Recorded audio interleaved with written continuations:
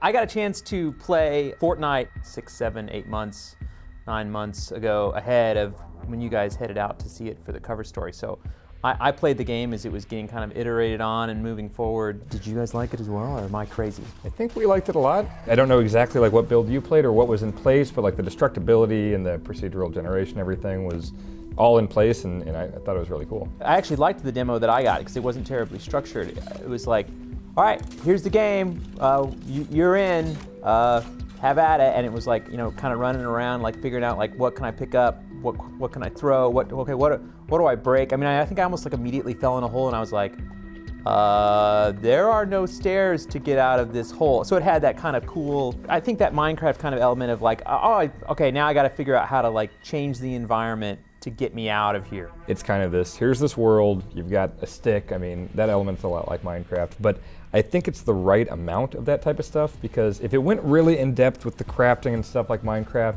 you wouldn't be able to like build structures and defend yourself as quickly as you need to when there's just waves and waves of husks coming in. Because it's not like, well, I need this type of ore, and then if I mix it with this, it's like wood, steel, stone, basically. It's those three basic things. You get enough of that, and most things in the environment will give you one of those three things. And you can just throw up walls super quick. It's not like block, block, block. It's here's a whole wall at once, basically. Yeah. I thought it was a good mix because I've played a lot of Minecraft. It seems like you're losing something like that, but it also doesn't go so far in the other way that some games do, where it's like, okay, you can build one of 12 buildings, which one do you want to build? Here you're building whole walls, and by knocking out little pieces you can build doors or windows or, you know, ramps and different like balconies and stuff like that. And so you really do have a lot of It's variety, very intuitive and once you can understand it. Yeah. Once you start to see how you can use that kind of simple interface to rapidly build stuff. And that's the thing too, you know, you're like wood wall, and then you just sit there and kind of spam it, and they look like pro. They don't look like just like blocks going together. It actually looks like a fairly complicated wall with like, okay, they are square, or you know what I mean? Like they, you know, you do work within a grid, certainly, but you can make interesting structures within that grid. And that's what I liked about my demo of the game, was that we started out like idiots, running around like making zombies angry everywhere and just figuring out simple things like how to use a ramp to get out, to like figuring out that like, cause at first we were like, oh, we'll just make like a bridge and we'll go up here, and then like they won't be able to get us because they're zombies and they're dumb, and then we'll stand up here and we'll like shoot them, and like I'm so smart, right? Like I have mastered this game, right? And then all of a sudden they start introducing other guys who are like throwing things at you, and the AI starts to be pretty aggressive about not letting you camp or use the environment, which you kind of assume you could do to get an advantage on them. It's not really, and that's why you start working with other people immediately. That was the fun part, was like, we need to build a place or we're gonna die. Or if you build a really tall thing, you're like, okay, we're gonna make a bunch of like little sniper towers or nests here. They'll, you talk about throwing things. It's not just throwing bombs and fireballs and stuff. They will actually, like these flinger guys will take other husks and throw them up top. And so like, you're not nearly as defended up top. Like you might just have an open staircase leading right down to the gate or whatever. And so if this guy's just throwing a bunch of like baby husks up there, they'll go straight down. That is definitely like the routine of people that play the game. You think you're smarter than what's going to happen to you, and then you discover you are not smarter and everything goes to hell. And then it's kind of like damage recovery mode. I think I boxed myself in at one point, like just like built a box around myself to like buy time to like reorganize, reload, because things were out of control. As they start to come through your base, you'd be like, screw this, I'm getting rid of these stairs. We're trapped up here, but that's okay. Which we even went as far as like, we had one where we like, basically, we made a staircase into kind of the sky, going like, I hope we don't run out of resources, because they're not stopping and we're not winning in that overrun base. I did that exact thing. I made a staircase, just, I mean, way like into like the clouds and stuff, in a huge sky bridge. And of course, Ben Hansen comes around and thinks it's funny to shoot a rocket at the base, and the whole thing just falls apart. And yeah, it's great. Thanks, Ben Hansen ruins everything. He really does. He really does. Yeah, he locked me in a basement too. I went down into a basement and I was digging, and then I could hear him laughing like off to the side, and I went back and was like, wait, how did I get down here? It's all ceilings built in. I didn't know where I was. It's like Edgar Allan Poeing you into this place. Yeah. He could still hear my heart beating though, so drove him crazy. I don't know if it was in your game, but one of the main kind of objectives is you find these gates and you have to close them. Yeah, and protect them, right? It's basically kind of like your own, like just defend this, win. territories kind of thing. Building an actual base around it, you can see how much strategy goes into that. It is surprising how well that the enemies can figure it out, because no matter how many, walls and layers we built around it, I think at one point the guys from Epic were like, okay, I think you can start it now, I think it's big enough, and we just wanted to keep on building, we were building our crazy fort like children. Even then, they still figured it out, and it's like, oh, we shouldn't have done that, we should have built it this way. So it's nice having a shooter like that where it's not just a random horde mode that we're so used to. There's actual strategy and building into it. And the cooperation that goes on with it. I mean, it's fun to like scream and what do you, that's not where we want the wall, I'll put this here. And it's always fun too, like when they figure out what the Achilles heel is. It's like the exhaust port on the Death Star. It's like that one wall you didn't really like protect or whatever, and they break it down, and all of a sudden they're all just going there and it's like, oh crap, we need to build something and kill these guys, and it's that moment of panic or whatever, but it's also super fun. That was kind of one of the fun things about when I saw the game too, was like the team was just like, I don't know, what do you think we should do? You know what I mean? And I think that's the way they talk to each other too, to some degree with this game, is like, is that fun? Or is that fun? You know what I mean? Like they seem really open to kind of just trying to figure out what people would like to do in the world. There was no kind of home base when I played it. Right. And there was just the kind of one PvP game, and they were like, there'll be more. What did you guys have for PvP? They were very clear on the fact that there will be a PvP element in this game, but what we played is not necessarily indicative of what any final mode or anything is going to be. They're just kind of testing out some stuff right now. That said, just the mode we played was a lot of fun. It was basically, here's a map, your team's got a unicorn, little like playground ride-along thing, and then they've got one too, and you got to kill the other person's unicorn toy thing. Of course. And so, of course, you got to build your fortress and stuff around there. It's early, and obviously there's some stuff they're going to work on. I think for that kind of quick player versus player type thing, I think controller support would be really helpful, instead of like, oh, I think 2 is my sword slash thing, but oh no, I accidentally switched to building a wall and now this guy killed me. I mean, it's not final or anything, so I don't want to judge this now. You really got thrown off by the keys on the keyboard? When there's a guy running around hitting you with a bat or something, and you gotta hit a thing, and there's 400. Listen, I didn't grow up a PC gamer like you. I got it, but it's just like the most insane sentence I've ever heard, when it was like, I really couldn't do anything exact with this whole mouse keyboard setup. I really wish they had a controller to really get me some exact. I mean, I would just like to let all the readers know that Dan does not represent all of Game Informer with his totally insane version of keyboard and mouse.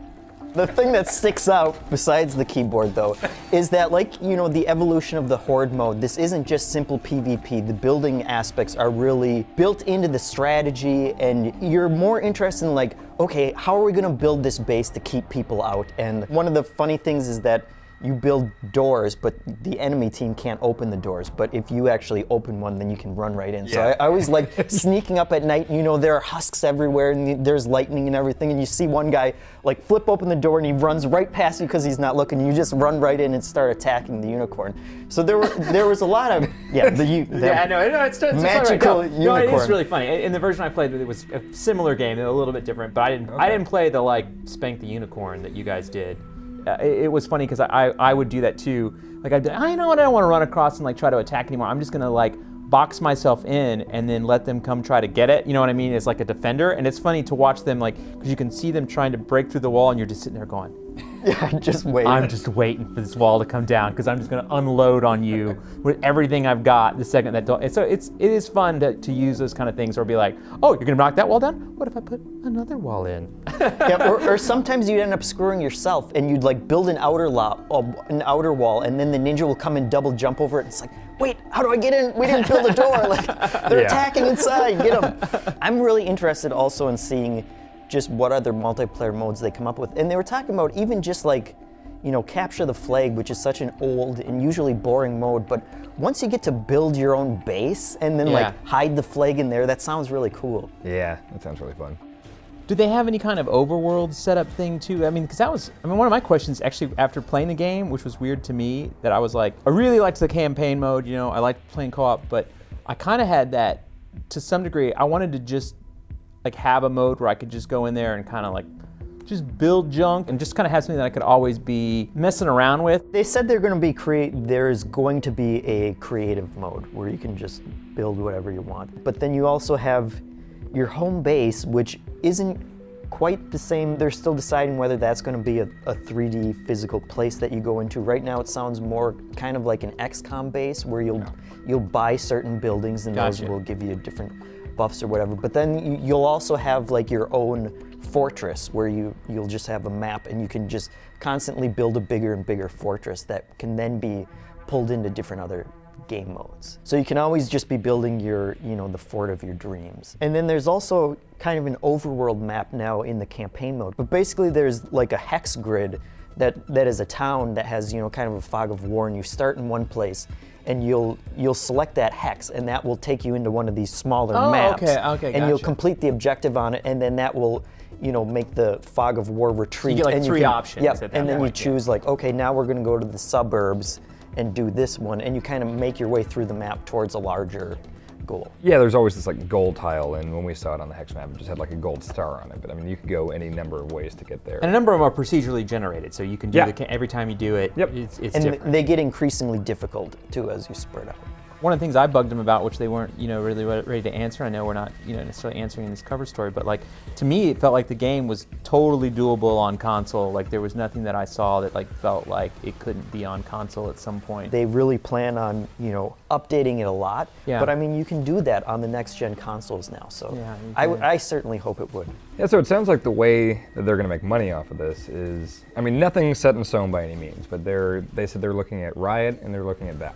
It's interesting. I mean, obviously, as when they got purchased in part, by Tencent, and they became kind of sister companies with Riot, who makes League of Legends. I think they got a chance to really see some of the kind of inner workings of the way Riot works and the way Riot figures things out. And I think, a lot of people give Riot a lot of credit for it's a free-to-play game, but you don't have to pay, that they've done such a great job that people tended to spend money to get more customization items and things like that, and to kind of enhance their experience rather than like it changing or altering the experience itself. And you can definitely tell that same philosophy is behind what Epic is trying to do with Fortnite. They are going to figure out ways for you to pay for something, right? I mean, cards, whatever it is. And I saw that too. I was like, if I have to rebuild a really good weapon all the time, like not necessarily awful, but in the early stage when I was playing it, it was like, this could take up a lot of my time of making sure like I have a good weapon. Yeah, it seems like they have enough options there that they don't have to exploit their user base. And the other thing that I'm optimistic about is that they haven't paired up with a publisher for this game. They're doing it all themselves, so they don't have, someone standing over their shoulder saying, hey, how are you gonna make money, for us? They seem really passionate about not making a game that's gonna piss people off and constantly ask them for money. I've not played any real free-to-play games before. I guess on like phone I have, but I've never tried a PC one before. And I don't think I'd be prone at all to buying like vanity items or anything like that. I kind of think I can play this game and have a lot of fun and probably not spend much money. So that sounds pretty good to me. I know like there's been games like PlanetSide 2, I was like, what idiot buys a helmet? And then I went and I kept going and fighting with other guys, and I looked at everybody in like my troop, that I'd be fighting with, and I was like, I'm the guy in the ghetto helmet. I kid you not, free-to-play games, they do that crap to you where you're like, I don't really need that, but you're like, well, I don't know. Everyone's got a pumpkin head for Halloween. You know what I mean? Like, there's like weird social pressures that happen in free-to-play games. It happens. I'm just warning you now. I mean, I know you're having trouble with that keyboard and you might not be able to type in like your account name to order something online, which, maybe you're safe.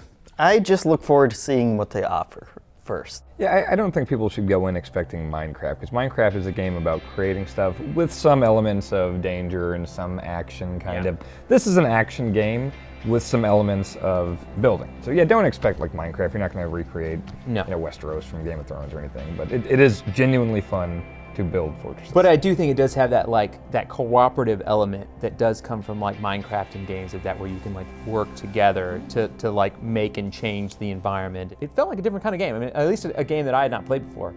Yep. Yes.